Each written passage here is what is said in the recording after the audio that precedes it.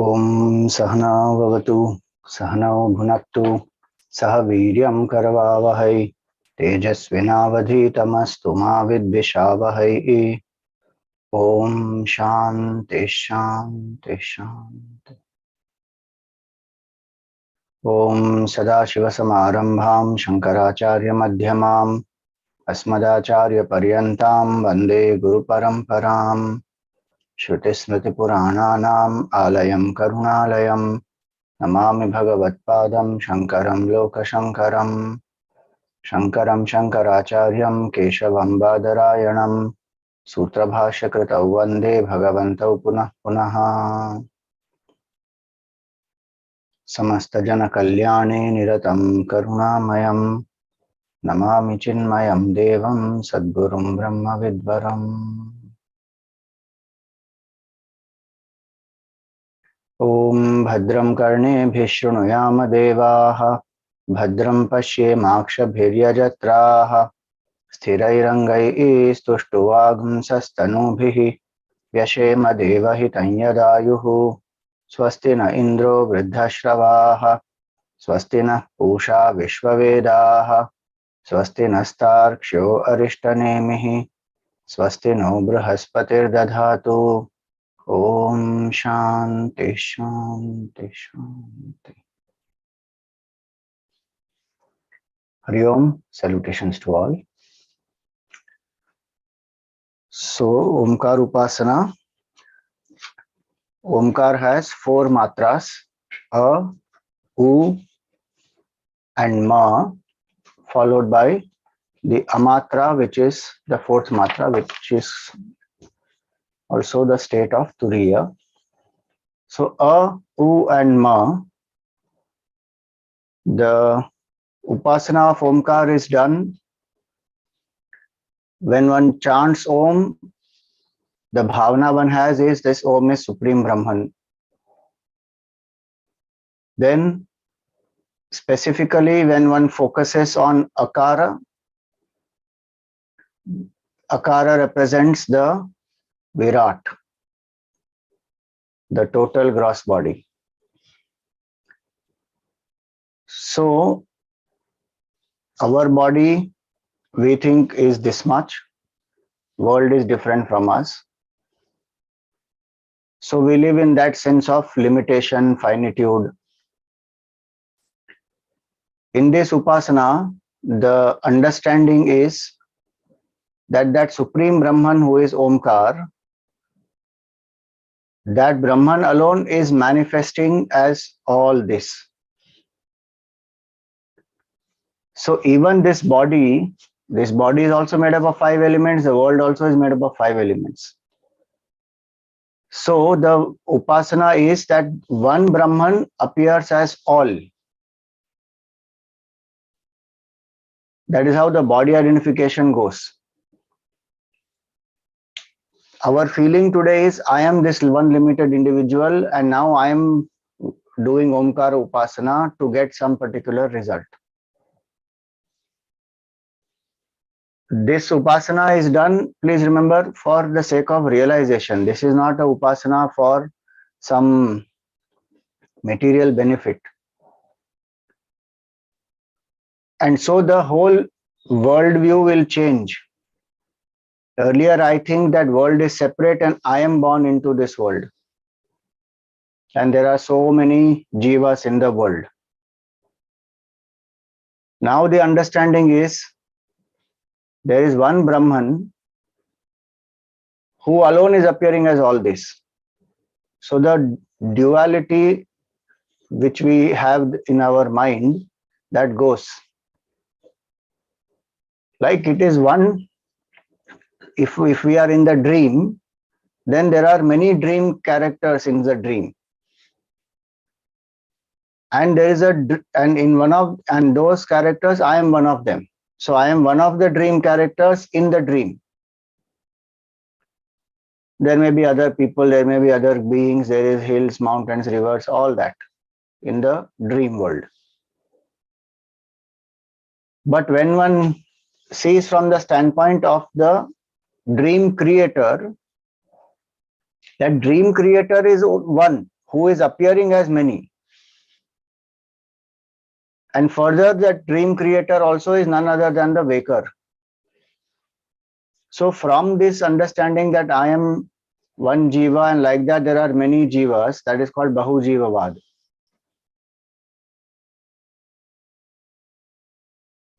One comes to the higher level of understanding where one says, no, there is only one creator, the totality alone exists, and that totality is manifesting in all these ways. It is not that individualities put together is the totality. That is our mistake right now that we are making. Individualities put together is not totality. All the waves cannot be put together to make the ocean. Every single wave is an appearance of the ocean. A wave has no independent existence. So this understanding is a very important aspect. So the seeker who is doing Omkar Upasana will focus on this, that I am one with this whole creation. So I am not this one jiva, I am that Virat. Who is that Virat? That Omkar only manifesting in this gross world is Virat. So this is the Upasana wonders. Hence, if I hurt anybody in the world, I am hurting my own self. That's why I love all. Adveshta sarvabhutanam maitra karuna evacha, when Bhagavan says in the 12th chapter of the Gita, don't have dvesh towards anybody, because that is our own self. No, Swamiji, I love everybody, but my boss I can't love, my mother-in-law I can't love, this neighbor I can't love. They are not Brahman. Everybody else is Brahman.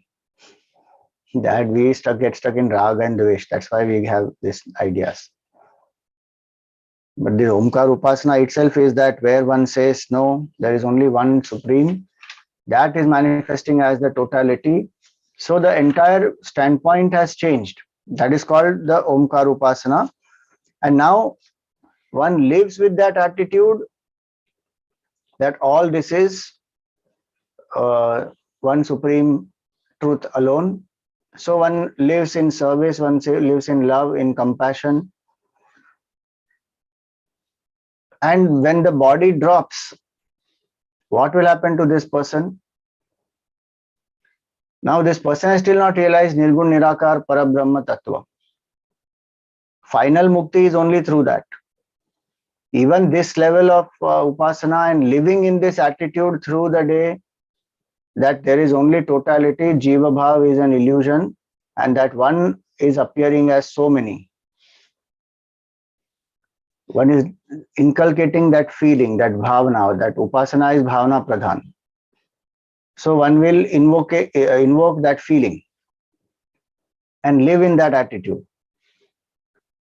One has still not experienced that my true nature is Sachidananda Swarup Atma. One has not yet experienced. So one is on the sadhana, in the journey. Now, if one drops the body, what will happen to that person? So here it is said that akara, this upasana of Omkar and focusing on this first matra akara, is presided over by the Rig Veda mantras. And so the Rig Veda mantra devatas will take that jiva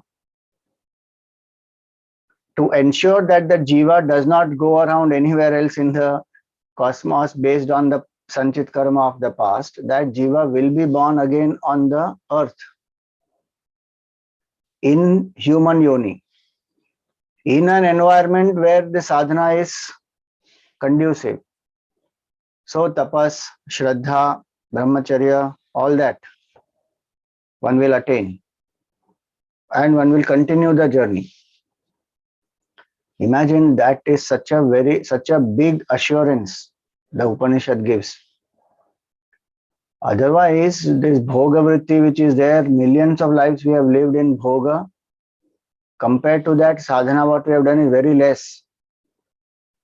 Now if that bhoga vritti again starts coming up, again the person gets lost in the samsara, in the worldly ways of living and seeking pleasure and power and position and becomes extrovert. When will the person get again some opportunity to do sadhana and start reflection. All that one has done, it will appear very insignificant, and it may even appear that it is gone. That's what Arjuna asks, no, that yesterday we saw. That I am neither in this world, I have not attained enjoyments here, and I have not attained Jivan Mukti, so I am like a Trishanku. Bhagavan says, don't worry. That is Upanishadic assurance here, that you will be endowed with these mental qualities. So all the sadhana that we do, purify the mind, etc., if we are doing it consistently in this way, and the mind has purified itself to do this upasana, then this tapas, brahmacharya, shraddha, one will be endowed with that, and so the journey will continue from where one left. That's the job of this Rigveda mantras, devatas. So they will ensure that. So this is called as the akara upasana. Of Omkar, the focus is on akara, so that is the first matra upasana. Now, we have to also understand this, that we experience this in different levels. This expansion of identification we experience. It's not something absolutely subtle and unheard of, or that we have not experienced. So when I live in this level as a body, this is one, that's the most fundamental way in which one generally lives. But when one identifies saying, I am a member of this family, then the identification has expanded. Then family comes before the individual. And for the honor of the family, one can sacrifice, one can do anything. Same way, when one says, I am, let us say, a Hindu, then the expansion is further. That of all the Hindus, 1.2 billion people in the world are practicing this Hindu dharma. I am a follower of that Sanatana dharma. Expansion happens. If one says, I am an Indian, then irrespective of the caste, community, creed, which state I am, the expansion is, I am an Indian who is, born here, who is proud of my culture, my country, and I identify with all other people in India as Indians. So the expansion is much more. So in that way, one keeps expanding. Physically, of course, the body is the same, but in the mind, the vision completely changes. So in that vision, when one operates, that's what is the strength that comes from this higher identification. So in that way, the upasak expands the identification to say that this entire world is appearance of one truth. Now please remember, this is Omkar Upasana. If simply I chant Om and make the mind quiet, that is a very simple way of just concentrating the mind. That is really not Upasana. Upasana is where we have bhavana. Bhavana is main in Upasana, and then one surrenders the ego and the identification increases with the higher, and identification with the lower will decrease. And if Upasana is done properly, then only one is ready for Nididhyasan to contemplate on Brahman. We are talking about Jnana Marg here. Upanishad is advocating that Jnana Marg. So until Upasana is not done properly, Nididhyasan also will not happen. So it is to integrate the head, the heart, the hands. This Upasana is a very powerful method. In the head, the vision is one totality is, and hence everything is an appearance of that. In the heart, the feeling is I love all, no dvesh towards anybody. And in the hands, it is serve people as the expression of the totality, that all this is expression of the divine. So I am serving the Lord through my actions. That is called Upasana. While doing the chanting of Om, one invokes this bhavana and this feeling and lets go of this small identification with this BMI, and then in the day-to-day world when we are working, have this attitude of service, of love, of compassion. That is Virat Upasana.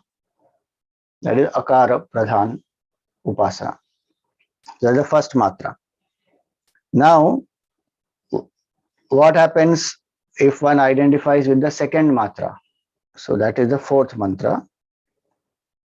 Atha yadi dvimatrena manasi sampadyate so antariksham yajurbhir unniyate somalokam sa somaloke vibhutim anubhuya punaravartate.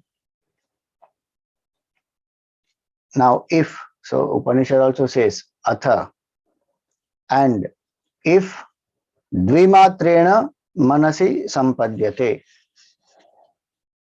if one is doing the upasana of the second matra, which is U,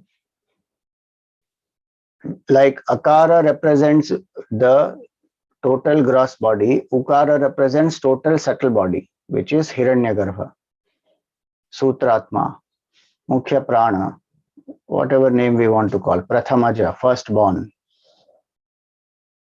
So one does upasana of that Hiranyagarbha. Dvimatrena manasi sampadyate. One identifies with that. In the mind, one identifies with the Hiranyagarbha.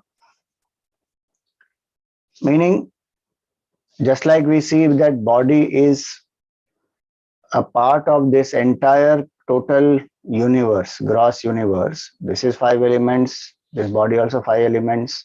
Whole universe, there is a oneness. The purpose of study of Tattva Bodh and fundamental books is meant for this, to understand that at no level there is a difference. Upanishads also very clearly says, Kathopanishad says, Neha nanasti kinchana. There is no difference and duality anywhere. There is only oneness. And whoever sees duality and whoever means has the vision of duality, mrityo samrityam apnoti, goes from death to death. So duality may be in appearance, but in the vision there has to be non-duality, because it is all made up of one cause only, appearance of one cause. Even materially, it is all 5 elements, gross 5 elements. This body is made up of gross 5 elements. World also is made up of gross 5 elements. There is no difference. Only some gunas change. So the combinations of these 5 elements and the gunas makes the variety. Otherwise, the fundamental substance is the same. No difference. Consciousness that enlivens it is also same. Same way, the subtle body is made up of 5 ungrossified elements. And all the subtle bodies put together is Hiranyagarbha. So if I think I am a Mr. So and I am a thinker and I am a great, let us say, poet, or I am a great innovator or some scientist or whatever it may be, that is a functional identity. But these thoughts are not rising in my mind. There is one mind in which all these thoughts are rising. So the identification shifts from, just like for Virat, from one body to the whole universe. Hiranyagarbha Upasana is from one mind to the total mind. Just imagine what is this Upasana. It's fantastic. Is one little mind we have. In that one little mind, if we are thinking, I am this mind, and then we are saying, these are my thoughts, these are my feelings, this is what I experience, this is the way in which I perceive, this is my decision, this is my opinion. Functionally, yes, one has to use that terminology. One can't say that Hiranyagarbha thinks like this. People will get confused. Now, who is this Hiranyagarbha now? One uses this, yes, I think like this, or I say like this, whatever. That is a functional identity. But the vision behind is that none of these thoughts are this my thoughts, the ownership that we have for all this. How does one live? One lives identified with that one total cosmic mind, Hiranyagarbha, that there is one total mind, and this is only one expression of that total mind. All the minds are expressions of that one total mind. So what will happen? This karta bhav, bhokta bhav will reduce, and we will stop blaming people also, because it is one mind which is doing all this. It is not, there are not so many hundreds and thousands of minds, and I am one of them. You see the vision? It's not I am one mind and there are so many other minds, and now I have to prove my superiority, or I have to prove my self-worth. I am something. That is there at one stage of evolution, but one has seen all that, saying this is all temporary, there's nothing permanent here, and it is not going to give lasting satisfaction. Retaining this small little mind and identification with it, if we say I want Brahman, it is not possible only. Because this one finite entity can never experience infinite. That's why Upanishad says you can't grasp this by the mind. But then the same Upanishad says mind is the only equipment by which we can grasp it.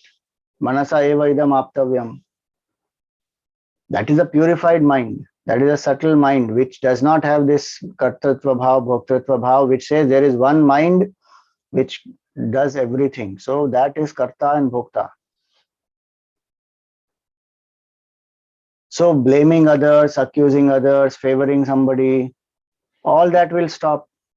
One will do vyavahar, what duty one has to do, one will do. But internally, no blaming anybody. It is one mind which is doing all this. So looking at life from one small individual mind's perspective to shifting that to the totality, the vision of the totality, that there is one mind and all that is happening here is an expression of that one mind. Like the dreamer, the dream creator, it is the mind of the dream creator which is functioning through all the minds of the jivas in the dream world.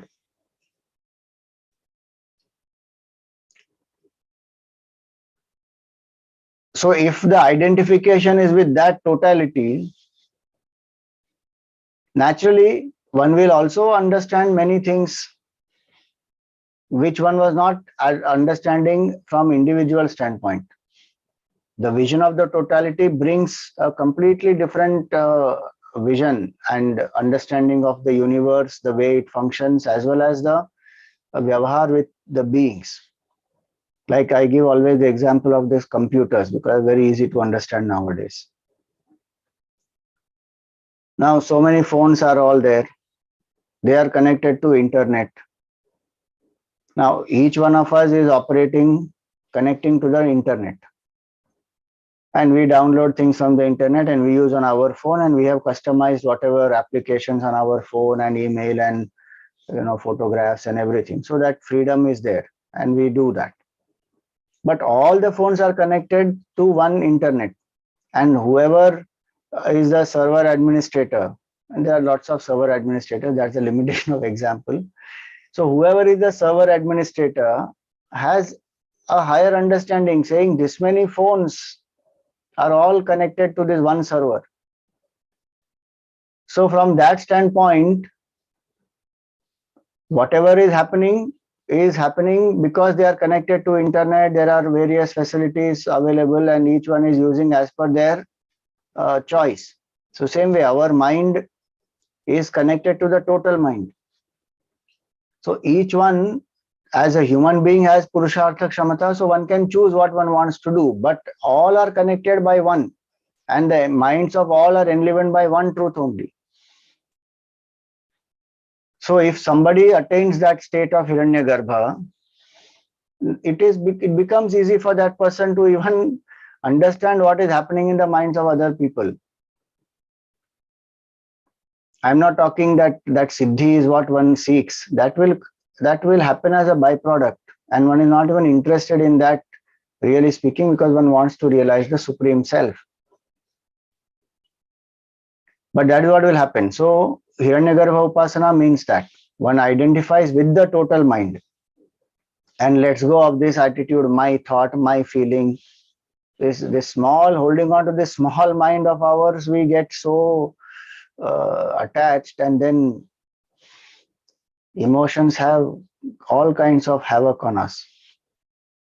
Arjun collapsed because of emotions only. Attachments, not emotions, attachments.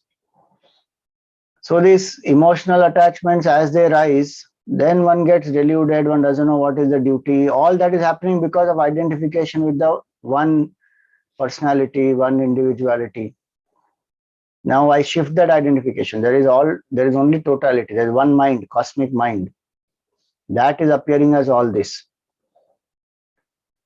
Oh Swamiji, but how will I do my vyavahar? That functionally, yes, one does the vyavahar. Like the actor will play the role, but deep down the actor knows I am not this.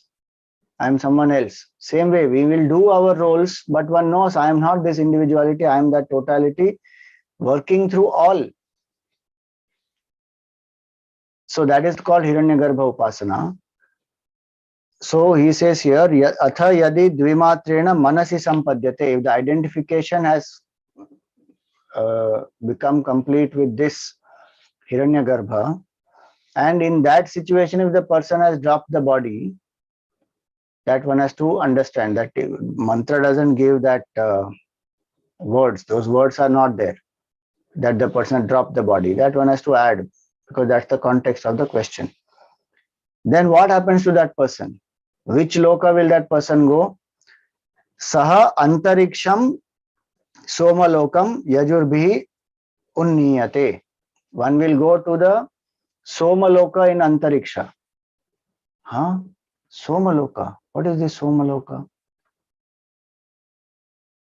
That's the world of moon.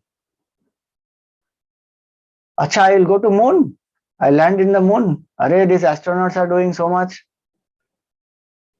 After death, I will go to moon. Array, not that physical moon. That is not Chandra Loka. That is only physical expression of the Chandra. Devata. The Chandra Loka is actually called Swarga Loka. Because moon and matter are connected. And enjoyment. Moon is that's why connected to enjoyment. Love, romance, desire, fulfillment, all that is connected to moon. So one will go to that Chandra Loka. So Antariksham Yajurbi, the Yajurveda mantra devatas will take this jiva to Swargaloka. Sa Somaloke Vibhuti Manubhuya Punaravartate. There one experiences whatever punya karma one has acquired, one will experience some good experience there, and one will come back again on the earth.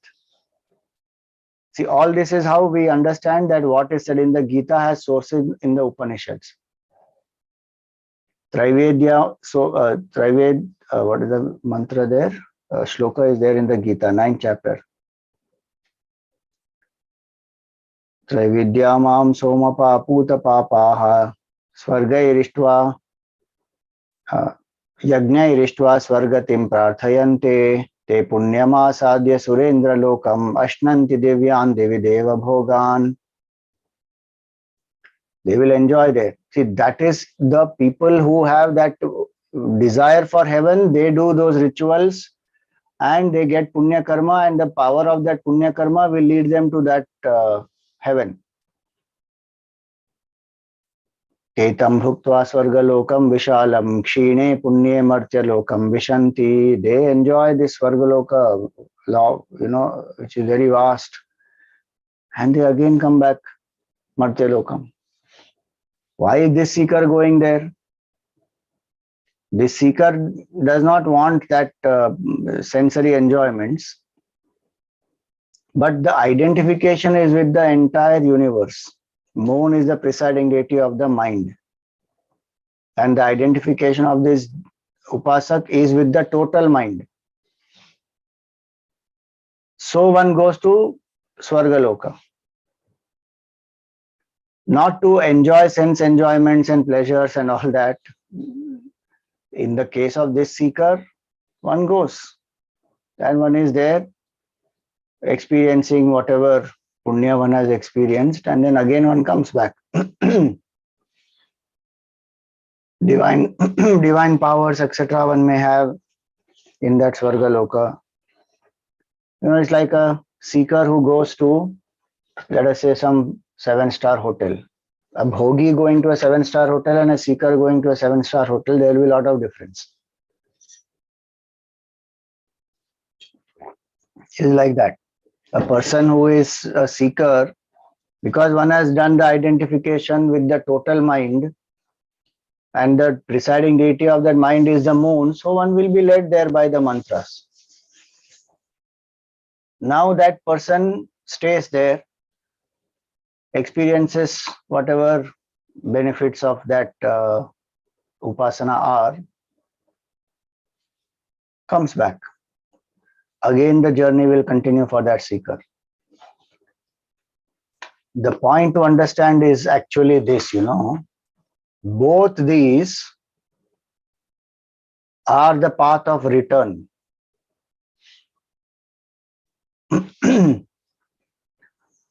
What we see in the Gita, the two paths, the bright path, the dark path, the solar path, the lunar path.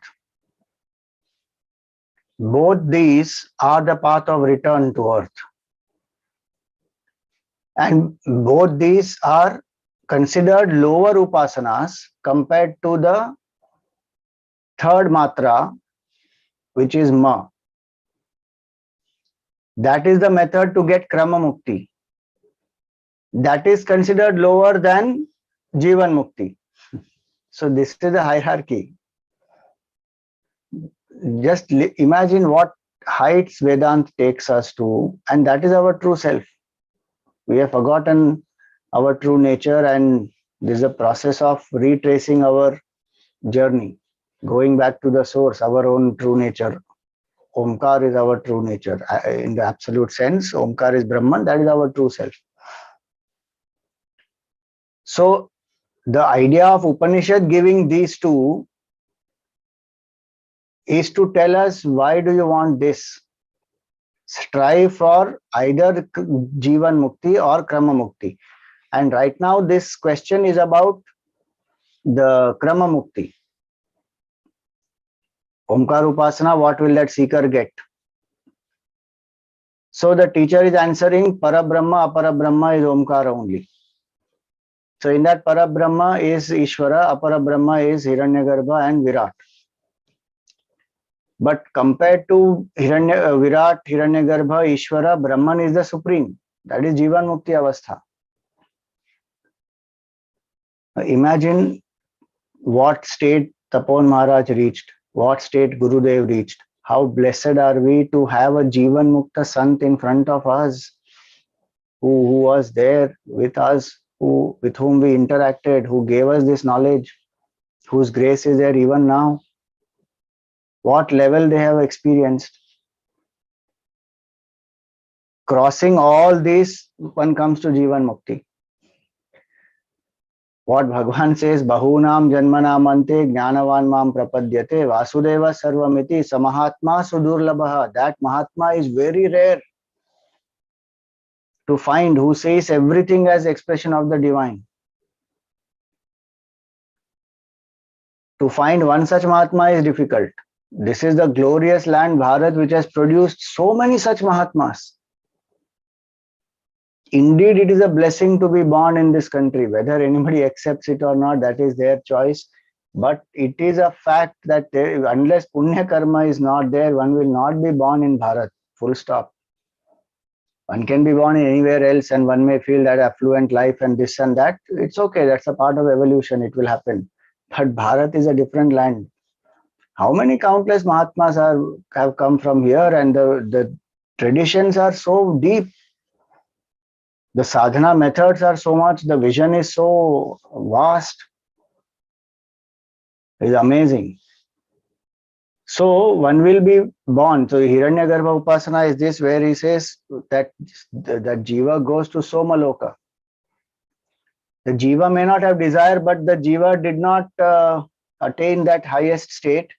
And being the presiding deity of the mind, this Jiva, instead of going to any other loka, one will go to this Somaloka and again come back here.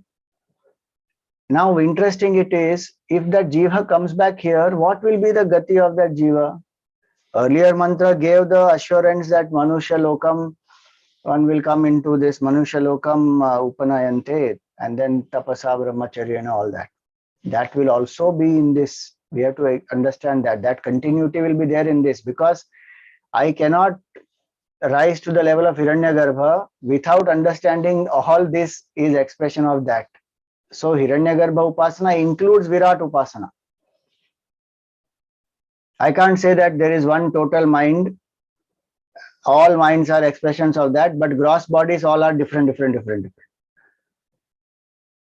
Functionally, yes, they are different, but the vision is these gross bodies are also expression of that one truth only. So the result of Hiranyagarbha Upasana will also include result of Virat Upasana. So when this person comes back on the earth, it will be in Manusha Yoni, it will continue with this Tapasa, Shraddhaya, Brahmacharya, all that. That is implied. The mantra does not say directly, but that is what is the implication. If Hiranyagarbha, if Virat Upasak can get that, of course Hiranyagarbha Upasak will also get that. Because subtler will include the grosser. Now this is the basic meaning. So just as Virat Upasana helps to drop the body identification, Hiranyagarbha Upasana helps to drop the Jiva Bhav. The identity of the small I, Mr. So-and-so, PFT in Gurudev's BMI chart, that will reduce. And then one lives in that bhavna, and then one drops the body in this state of identification. Then one goes to Chandralok. Now, what does Shankaracharya ji say? Atha punar yadi dvimatra vibhagagnyah dvimatrena vishishtam omkaram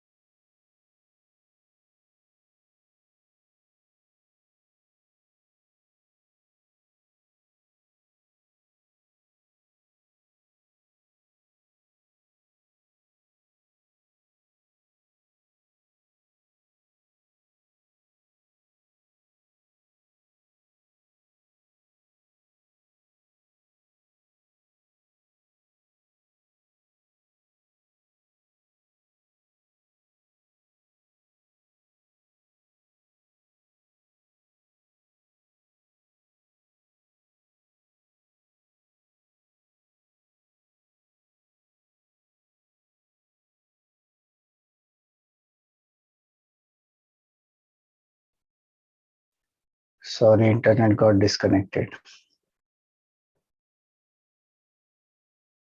So I was saying, from the totality standpoint, this Virat, Hiranyagarbha, Ishvara. From individuality standpoint, it is the identification is the waking ego, which is called Vishwa, the dream ego, Taijasa, and deep sleep ego, Prajna. And the fourth matra is Amatra Om, which is Turiya Avastha. And in totality, it is absolute Brahman. So here, that's why I say swapnatmake manasi mananiye. So when one is identified with that uh, total mind, now the total mind from the standpoint of Brahman is like a dream creator. That's why swapnatmake is said. From the waker standpoint, the dream creator is illusory only, no? And the dream creator is then creating the whole dream world. So from Brahman standpoint, this Hiranyagarbha also is like a dream only. The waker, the dream creator, as well as that entire dream world, meaning Hiranyagarbha and this entire Srishti, is illusory only. So from that standpoint, it is said it is illusory. And the identification of the Upasak is with that Hiranyagarbha. So abhidhyayita, manasi mananiye yajurmaye. Now, if one identifies with that totality of Hiranyagarbha, one also starts seeing this whole world as an illusory reality. Because it's a projection of the one mind. See, this is what is to be understood. The difference between Bahujivvad and Ekajivvad. Bahujivvad, world is real, and world, there are so many jivas in the world, which is what the regular phenomenon is where we live. But Ekajivvad, there is only one jiva, meaning that one is the supreme, Ish Brahman, appearing as whatever the total identification is. So Ishvara, then Hiranyagarbha, and then Virat. So it is one mind. And whatever that mind is projecting is a dream, is not real. So this entire universe is illusory. What we try to do is we try to think that I am this Mr. So and so in the universe. Now holding on to that identification, we say this is illusory. And then we don't seem to get convinced by that, or we are not able to live to that level because we think that how can this be illusory? I'm transacting every minute. This is real. If I touch fire, it will burn. How is this illusory? So retaining body identification and then trying to say this is illusory does not work. As long as I'm in the dream, it will appear real. In the vision, I have to have that clarity that no, this is illusory. Why this is illusory? Because that Brahman is changeless. That changeless alone is. But then I'm seeing the world. So if the changeless is and this world is there and continuously changing, it can only be an appearance of the changeless. The changeless cannot produce the world or create the world from itself because it is changeless. So it is said that Brahman, using the power of Maya, becomes Ishvara, who becomes Hiranyagarbha, who becomes Virat. And that totality alone is manifesting as so many jivas. So individuality has no existence actually. It is all the individualities are appearances of that totality. And appearances are illusory, like the dream is illusory. It's not real. So that's why the word swapnatmake is used. So swapnatmake manasi mananiye yajurmaye. Now if this attitude is there while living, one understands this is an illusory reality.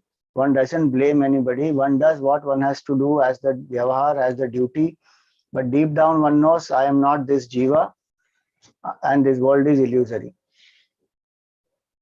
With this understanding one has lived. This is the foundation of this upasana, ukara upasana. Now with this attitude one has lived, and when one has dropped the body, then what will happen? Yajurmaye soma daivatye sampadyata. So this person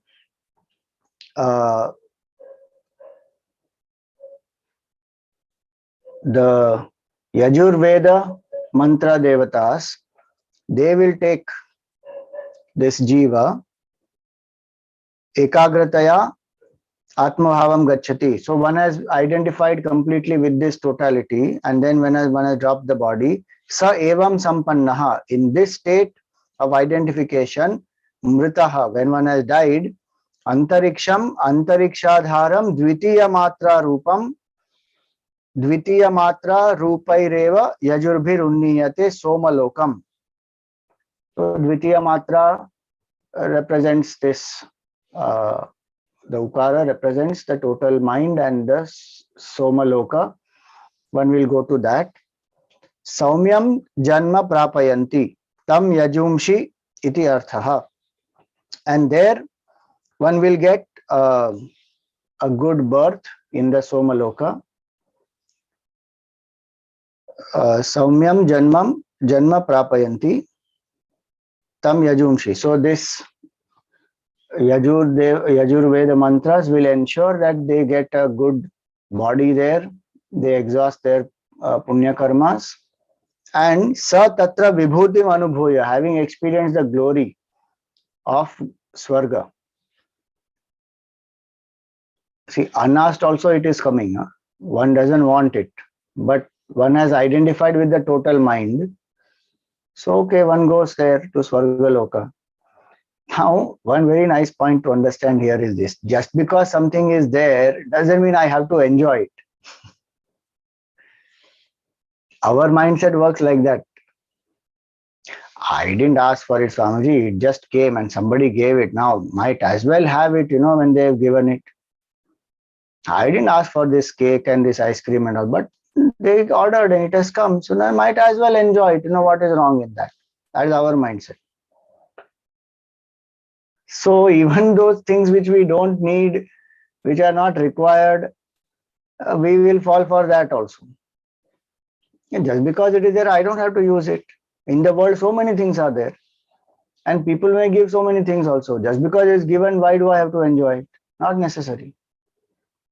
If it is conducive to my goal, I use it. If it is not, okay, I leave it. So many times, people would come and give so many gifts to Tapon Maharaj.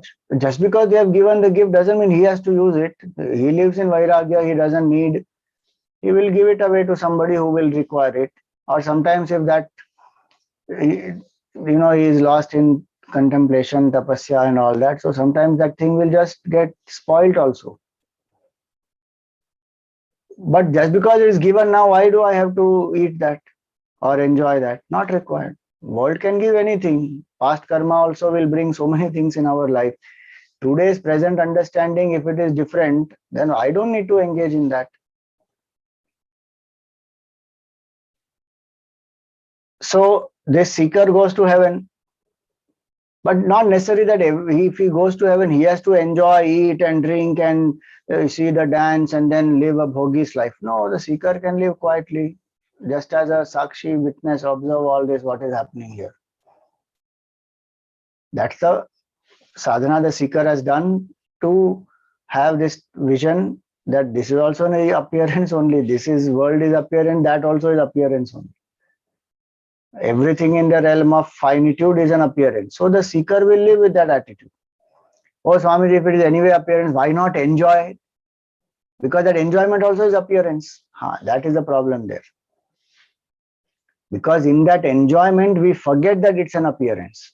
We get attached to that enjoyment. That's why self-control helps.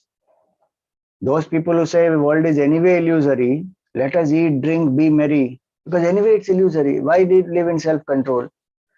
The point one is missing there is this, that the understanding that this is illusory is not available to me when I am fully identified and enjoying that. How will I experience that it is illusory? And so it will create vasanas for me. It will create attachments for me. I will have craving for it. My mind will brood about it. And then all that is real, no? Then how is it illusory? Because I forgot that it's illusory. Bhogavritti takes away this jnana. Jnana nishtha and bhogavritti don't go together. So one lives in self-control. So the seeker goes to heaven because, okay, now it is come on the way. I didn't reach my destination. The vehicle has stopped. There's a mall. Okay, go to that mall, wait till the diesel or whatever has to be filled is filled up. Again, continue the journey, something like that. So the seeker goes there, understands the illusory nature of that also, and the journey will continue. Again, one comes back to the earth. So both these Hiranyagarbha Upasana and the Virat Upasana will bring the seeker back to earth, to Manusha Loka, to continue the journey. That's why we should not have any insecurity about what will happen to me. All the sadhana I am doing, will it go for a waste? Will I have to start again from the beginning? No. Upanishad gives assurance you will continue from where you left. Have Shraddha. That's why Shastra Nishtha is required. The Shraddha, sorry, Shastra Shraddha. Shraddha in the Shastra, Shraddha in the Guru Vakya is required only for this reason. Because we don't know many of these as a jiva, we still have not understood many subtler aspects. These sadhanas, these upasanas, so many Mahatmas have experienced. Upanishads, they have followed. People like Shankaracharya have commented on all this. Now imagine all this knowledge is there and what all the gati of the jiva will happen. So after the death, mrityu, what is the jiva gati? This is the gati of yogis, the solar path, the lunar path, krama mukti, all that is the gati of the yogis. Bhogis will go anywhere in whichever yoni, depending on their karma, and slowly, slowly, slowly, they will also turn into yogi. A long process. And our scriptures explain all this very clearly. 7 worlds higher, 7 worlds lower, and which punya you do, where will you go, which loka one will attain, all that the Puranas explain. And after having explained all that also, because we have not studied our Shastra, we have not understood the depth of this literature, we are easily getting carried away by so-called modern thinking that there is no life after death. That we go into unmanifest state and again we come back into manifestation. In between there is nothing.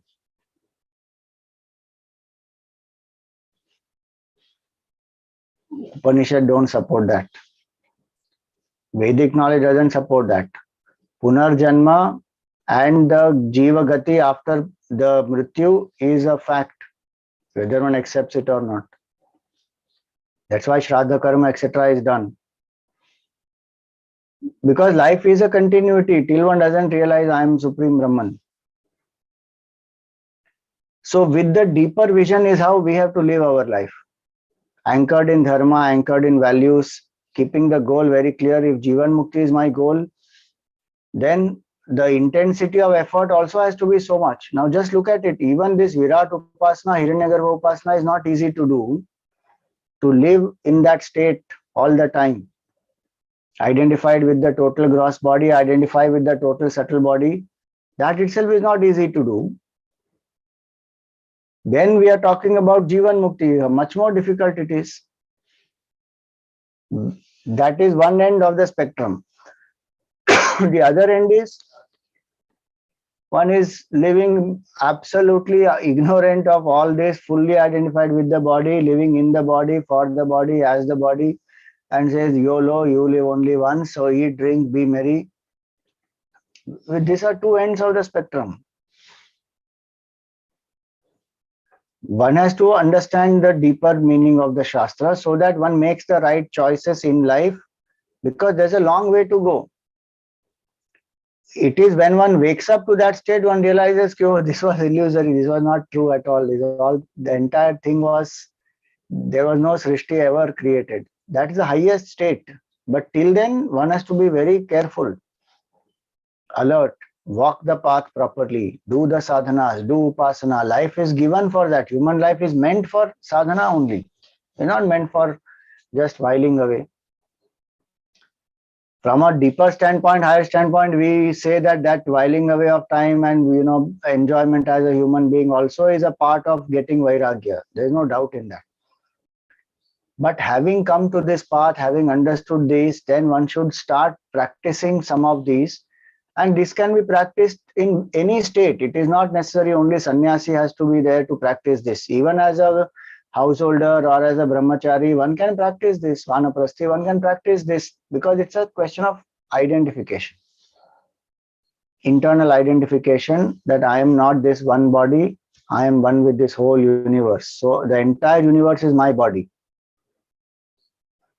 Sahasra Shirsha Purusha Sahasraksha Sahasrapat. Purusha Suktam says that is Virat Roop of the cosmic being. Virat Roop or cosmic being, that one identifies with that, saying this whole universe is my body.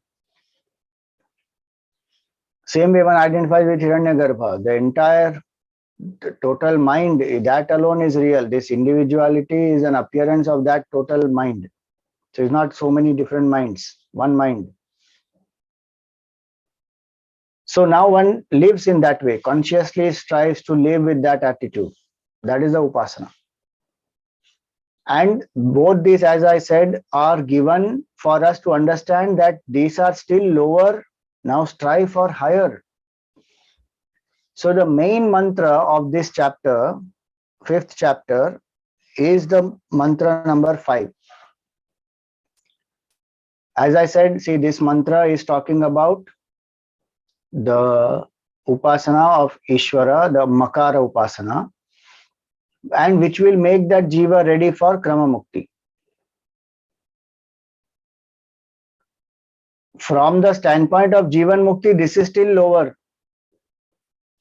But from the standpoint of the other gatis that a jiva gets, going to Swarga, enjoying here and there, going to some other lokas, going to Naraka, all that, from considering all that, this is Krama Mukti is the best one can get. So one does not need to go to Somaloka. Even as a sadhak getting punya, one doesn't need to go to Somaloka, it is inferior. So strive to realize the higher, which is Ishvara Upasana. So that's the purpose of this. This chapter is to tell the seeker that if you can't get Jivan Mukti, then attempt for Krama Mukti. Now see here, 5th mantra.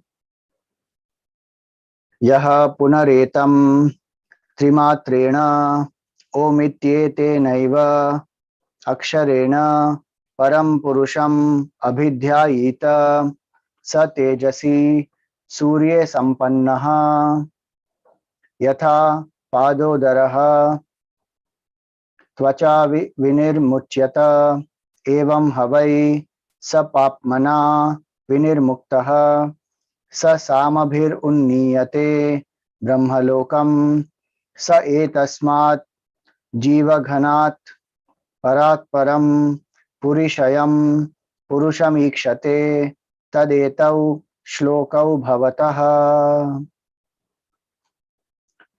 Yaha punaretam. Now one who does again the upasana of the 3rd matra, trimatrena omiti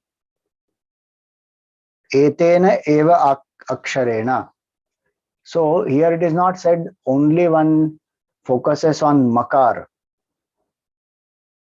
Because if you remember, we said Virat and Hiranyagarbha are called Karya Brahma. Ishvara is called Karana Brahma. So Virat and Hiranyagarbha are expressions of Ishvara. Ishvara is the causal state. Subtle state is Hiranyagarbha. Gross state is Virat. So this gross and subtle, their cause is Ishvara. So here the seeker is focusing on all the 3 because Ishvara Upasana will include Hiranyagarbha and Virat. Like what we saw earlier, Hiranyagarbha includes Virat. Ishvara includes Hiranyagarbha and Virat both. So one is focusing on that Ishvara. So one is chanting Om with this bhavana that there is one Ishvara.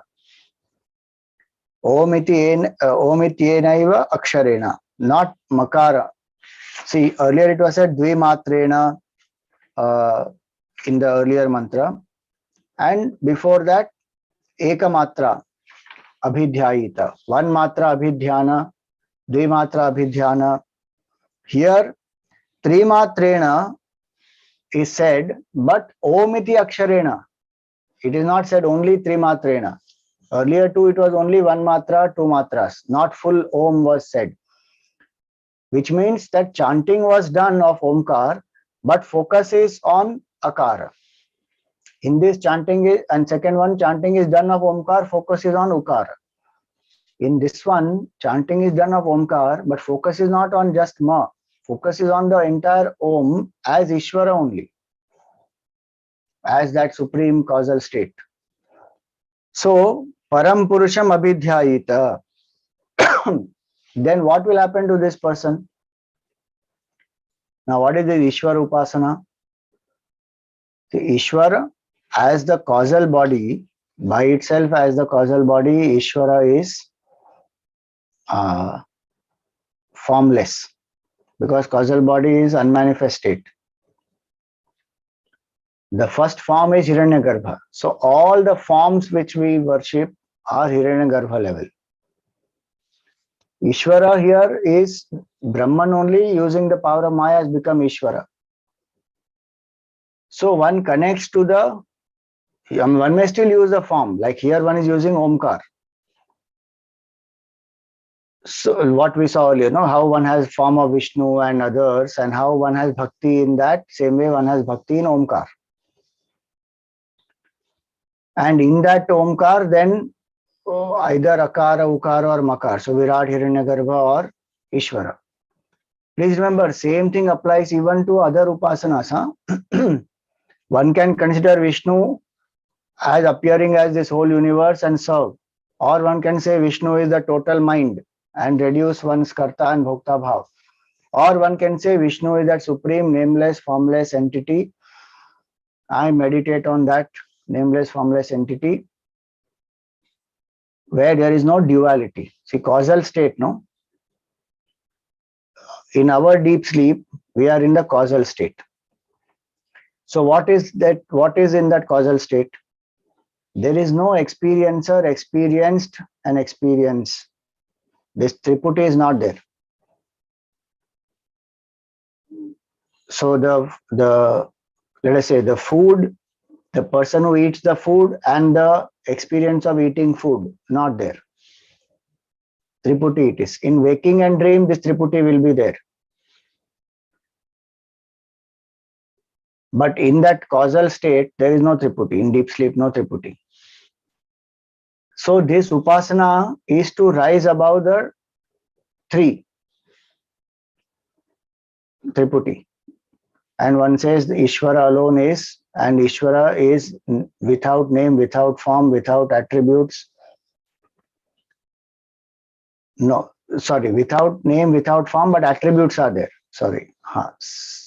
Without name, without form, but attributes. Like in the deep sleep, all knowledge and everything is there, but it is unmanifested in the individual.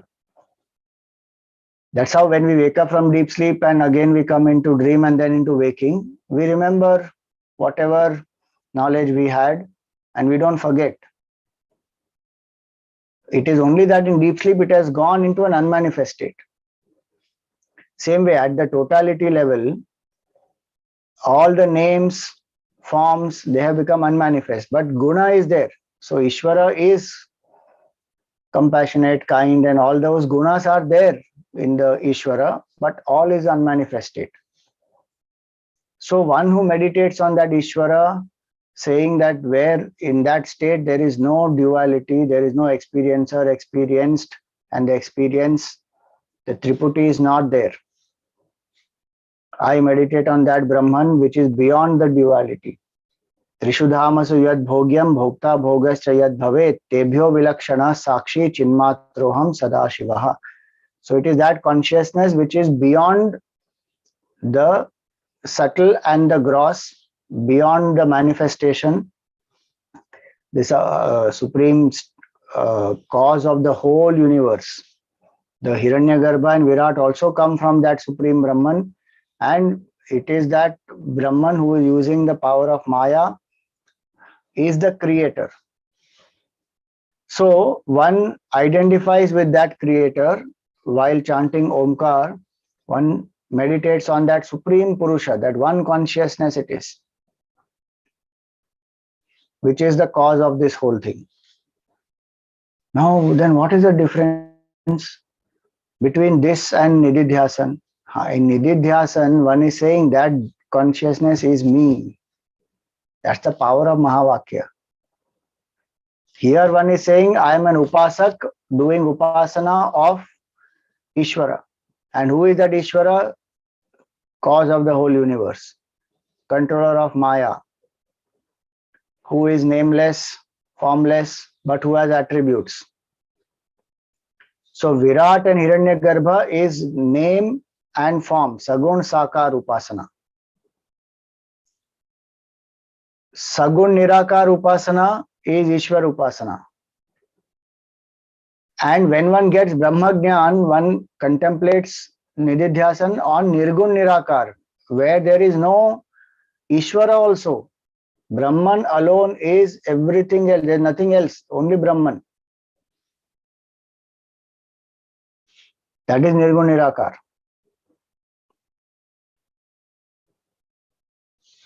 Now those who say, no, I don't believe in form, I will do formless. Okay, meditate on Brahman. Without going through this purification process and identifying, dropping the identification with this one individuality, how will I ever do Nididhyasan? It is not possible only. Bhagavan says very clear in 12th chapter of the Gita. Klesho adhikataras tesham avyakta sakta chetasam. Avyakta hi gatir dukkham dehavat bhiravapyate. Those people who do the upasana of avyakta, that is Ishvara. Avyakta is Ishvara. They will have tremendous sorrow if they have body identification, because neither they are worshipping form for which they are ready, nor they are able to hold the mind on the formless, nameless, attributeless, formless and nameless. How will they realize? So just because one has some notions, oh, form worship is primitive, I don't want to do that, I will worship the formless. Are adhikara should be there, Baba.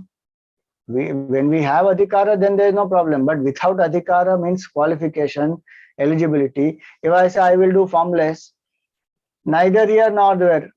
That means ito bhrashta, tato bhrashta. The form also one has left, one is not ready for formless. That is Trishangu state, hanging somewhere in between. So Nididhyasan is higher than this Sagun Nirakar Upasana. That is Nirgun Nirakar, Nididhyasan one does. This is the technical aspect I am explaining. Otherwise, generally we will just say Sagun Sakar and Nirgun Nirakar. You do Upasana of nameless, formless, attributeless Brahman. Because to explain all these technicalities, that person should have background of Vedanta thoroughly. So colloquially, I mean not colloquially, in the regular classes and general Prakarana Granthas, etc., when we take, or even Gita when we take sometimes, depending on what is the audience, how much prepared they have been, then one will explain at different levels. So Upanishad class is where one has built a base. Then one has to understand properly that Hiranyagarbha and Virat are Sagun Sakar Upasana. Ishvara is Sagun Nirakar Upasana. And both these are Upasanas. Then one can purify, when has purified the mind through this, then Nirgun Nirakar Dhyan one can do. Where Nididhyasana, I mean, where one says, I am that Brahman, I am not this Jiva at all. Because that Jiva Bhav has become so thin that the contemplation on Brahman will ensure this Jiva Bhav disappears. With Jiva Bhav very strong, if I say I am Brahman, it is only mechanical repetition, nothing will happen. So this we have to understand clearly. So now, here he says that this person meditates on this Omkar with this attitude that Omkar is this Ishvara. And just like cause pervades the whole universe, Omkar pervades this whole universe. Ishvara pervades this whole universe also. So In contemplation, one thinks of Ishvara as the supreme Brahman who is using the power of Maya, has become the creator, is the cause. So naturally one surrenders Jiva Bhava to that Ishvara and tries to go beyond. So doing Upasana of Ishvara, one can go into the state of Samadhi where one tries to go beyond this experiencer experienced experience. And that Ishvara alone is appearing as Hiranyagarbha and Virat. So Omkar, if is that Ishvara, that Omkar alone pervades the whole universe. So in the state of, when one comes out of this quiet state of Upasana, transacting in the world, one will operate at the level what we saw earlier, all this expression of the divine. All thoughts are of one mind. And so one will serve them as appearances of Ishvara only. And one will do this Upasana. Now, Param Purusham Abhidhyayita, if that person drops the body in this situation, Jivan Mukti one has not attained. Then Sa Tejasi Surya Sampannaha, then that person goes to Surya Lok. Surya Lok, what is Surya Lok? One goes to sun. Surya Lok here means Brahma Lok. The mantra only will say further. Now an example is given.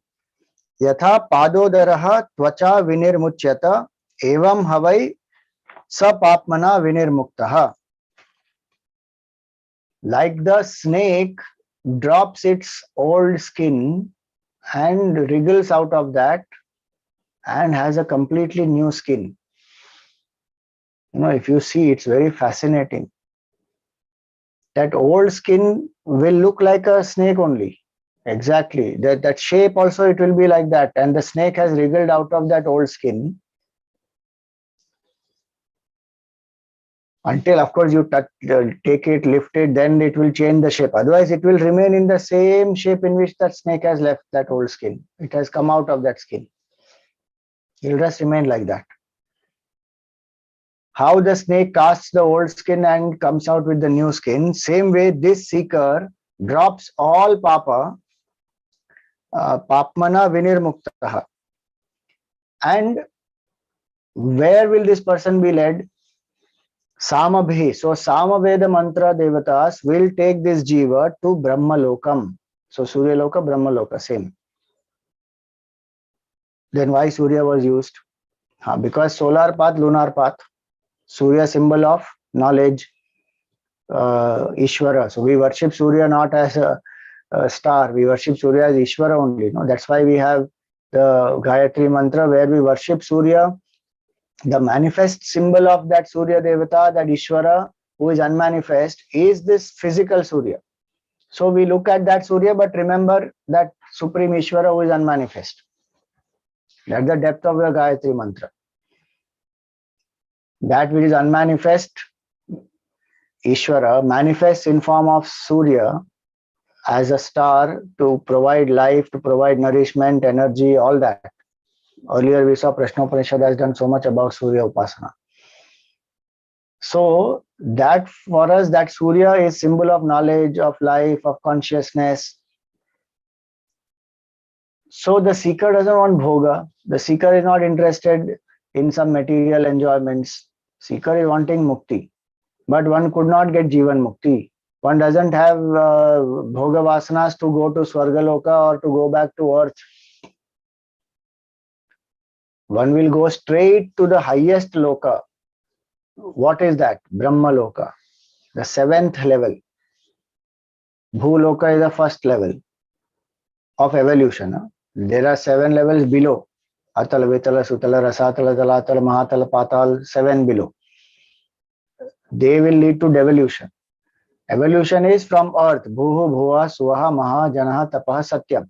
7. The Satya Loka, Surya Loka, Brahma Loka, same. Now, this Samaveda mantra devatas will take this jiva to Brahma Loka. Sa etasmat jiva ghanat parat param. Now, this state is higher than Hiranyagarbha. Jiva ghana is Hiranyagarbha. the total, so one jiva and all the jivas put together is the totality. Who is that? That is Hiranyagarbha. This state is higher than Hiranyagarbha also. Hiranyagarbha itself is higher than Virat. So Hiranyagarbha is called Parat. Greater than this Hiranyagarbha is Ishvara. So it is called Parat Param. So Parat Param Purishayam Purusham Ikshate. And there what happens? One experiences the Supreme Brahman. Brahmaji gives lecture there. Upadesh. So what will you do going to Brahmalok? Once you go to Brahmalok, you have to attend Vedant class. 7 o'clock in the morning, Brahmaji will take Upanishad class. Huh? There also Vedant class only? There is no other solution. Until one realizes oneness with Brahman, Shravan, Manan, Nididhyasan, that's the only method. There is no other method. But here in this in this plane of Manusha Loka, it takes long time. There it happens quickly.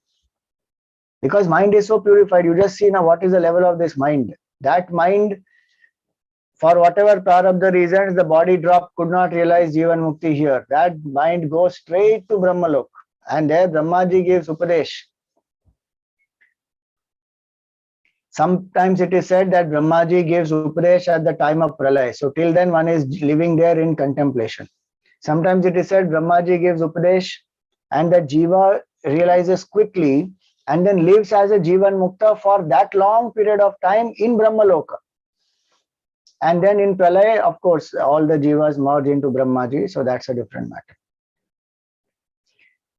So this is what will happen. That person will experience Jivan Mukti. There one will realize Brahman. How? Purishayam, that supreme truth which is enlivening all bodies. Purusham Ikshate. Please remember here the word Purusha does not mean Ishvara. Here the word Purusha means Brahman.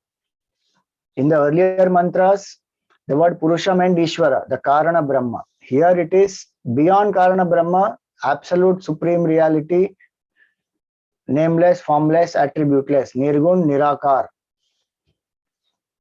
That Ikshate means one experiences, sees. Ikshate means sees, but here it means one experiences that.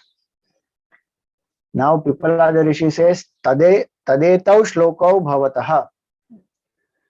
And there are 2 shlokas he quotes from Rigveda mantra, Rigveda, to say this is said in Rigveda also.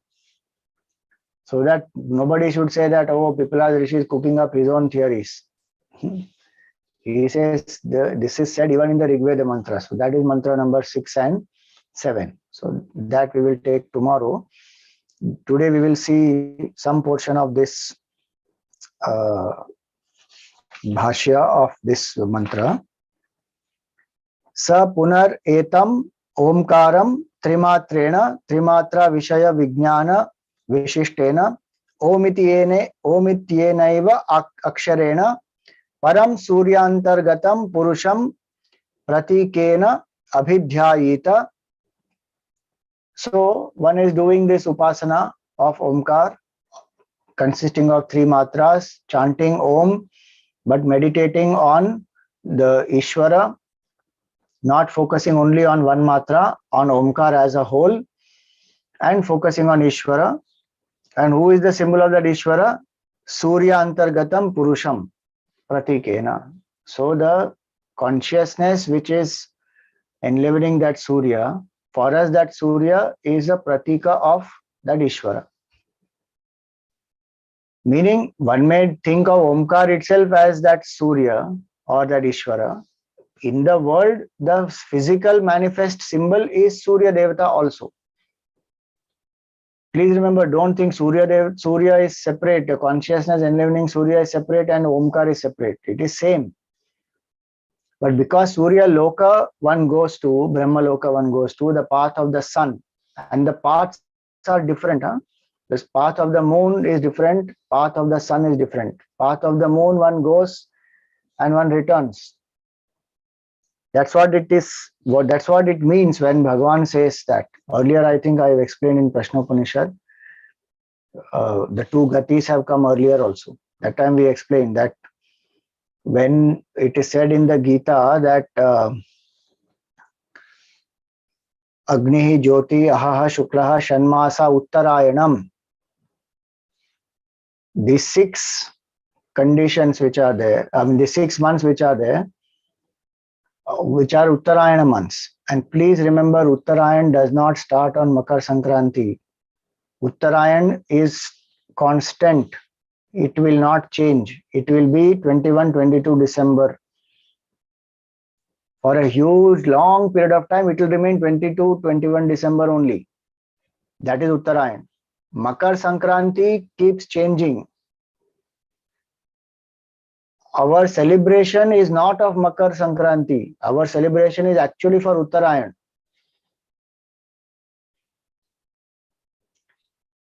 (272 AD is Uttarayan and Makar Sankranti were coming together. So we were celebrating Uttarayan on that day. Otherwise, Surya entering Makar Rashi, there's nothing glorious about that.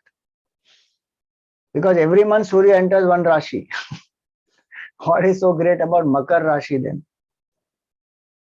So celebration is not of Makar, Surya entering Makar Rashi. From Dhanur Rashi, it comes to Makar Rashi. That is not a great celebration to be done actually.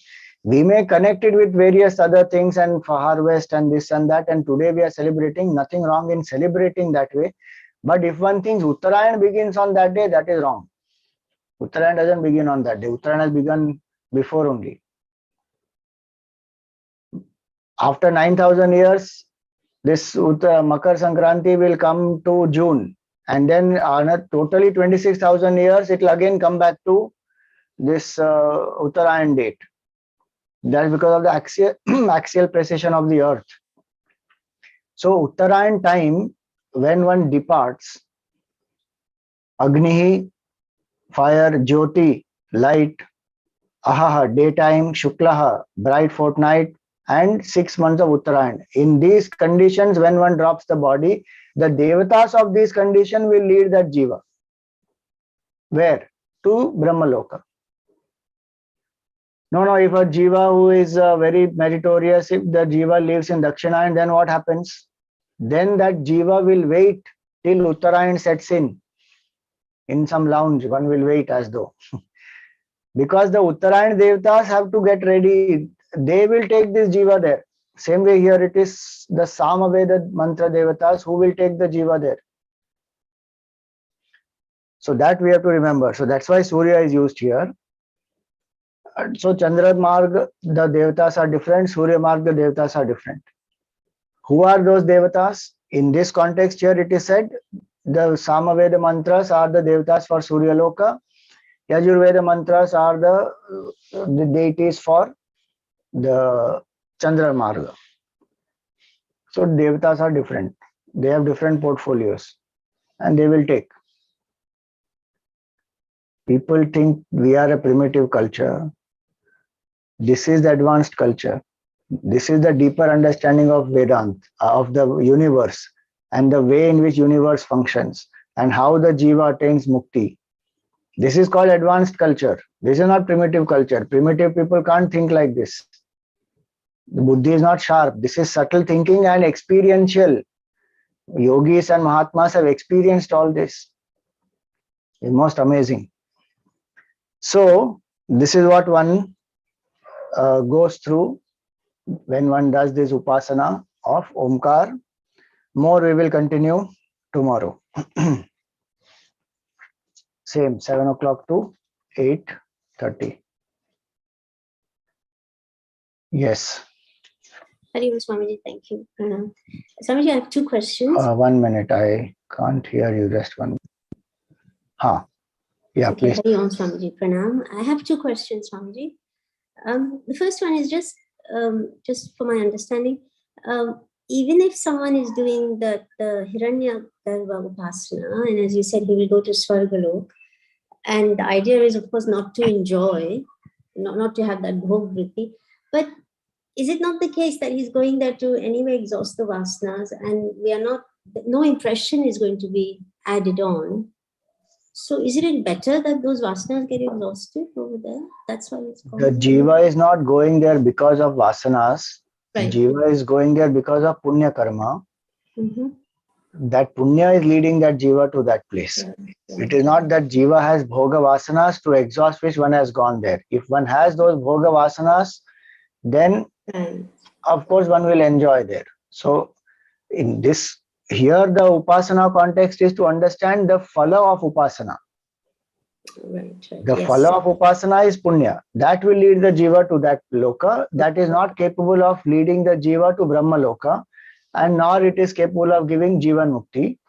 So the jiva, the punya done, punya attained by this upasana will lead the jiva only up to the swarga loka. That's the meaning. Right. Yes. Sorry. Yes, let's clarify. And Swamiji, the other question is actually related to something else.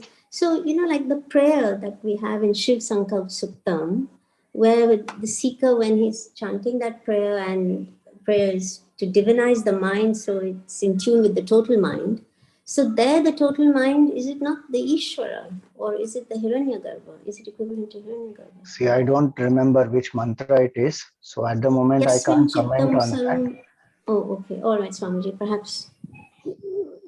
I mean, the whole bhav in the whole prayer, but in this particular one, mantra 5, it says, Yasmin Chittam Sarvamotam Prajanam Tanme Manaha Shiva Sankalpamastu. So may my mind. That is Hiranyagarbha. Yasmin Chittam Sarvamotam Prajanam.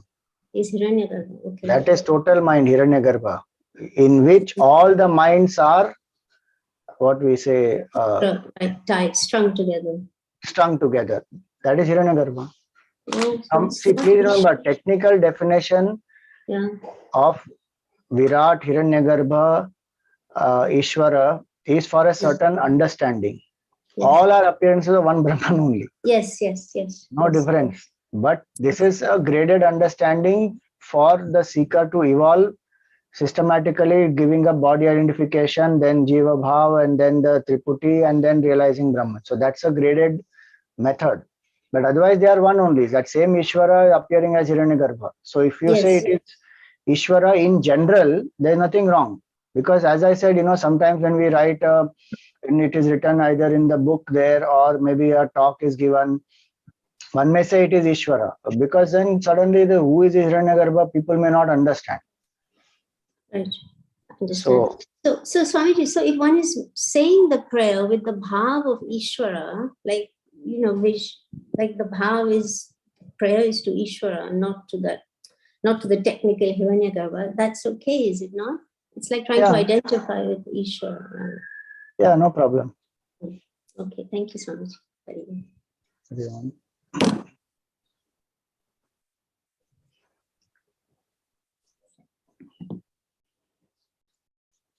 Om Purnamada Purnamidam Purnat Purnamudachyate Purnasya Purnamadaya Purnameva Vashishyate. Om Shanti Shanti Shanti. Harihi Om Shri Gurubhyo Namaha.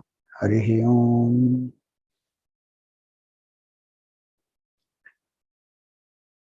At 9 o'clock, there is a talk on Drigdrishya Vivek. If you want to attend, you can go on to that channel. Acharya Shankar Samskritik Nyas on YouTube. A talk on Drigdrishya Vivek will be there.